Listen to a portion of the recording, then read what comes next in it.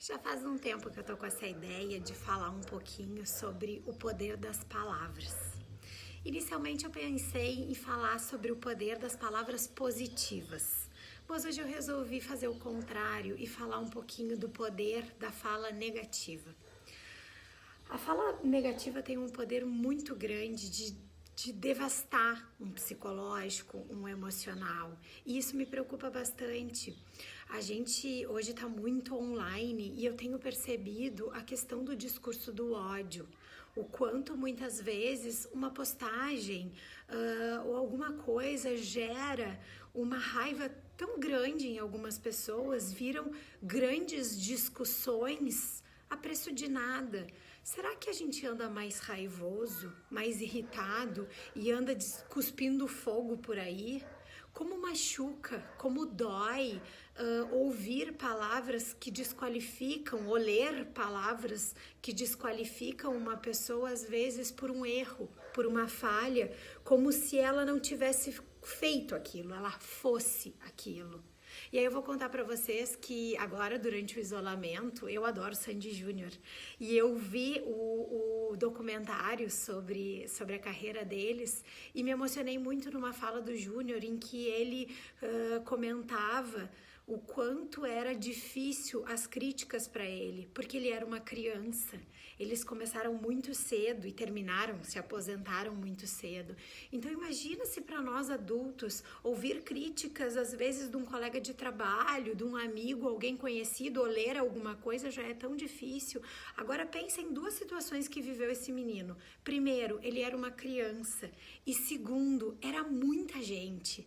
Uma coisa é a gente conhecer 50 pessoas ou conhecer as pessoas da nossa cidade, outra coisa é a gente conhecer pessoas do mundo inteiro para meter o pau. Por que a gente mete o pau? Por que a gente está sempre com o olhar criticando alguém?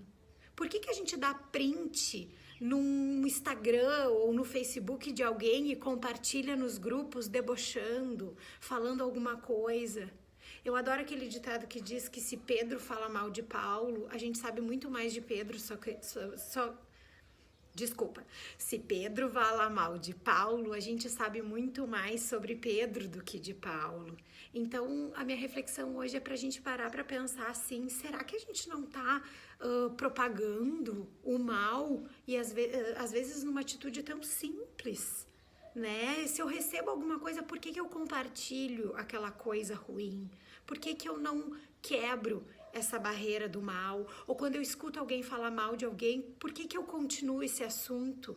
Eu posso simplesmente dizer, olha, não gosto de fofoca, não quero falar sobre isso. Ou eu posso ficar em silêncio e não passar isso adiante. E uma terceira opção, eu posso entrar nessa dança. E muitas vezes a gente entra nessa dança, as pessoas entram nessa dança. E na clínica, no consultório, às vezes eu trabalho questões que parecem tão simples para quem fez, mas tão sofridas e tão doídas para quem levou.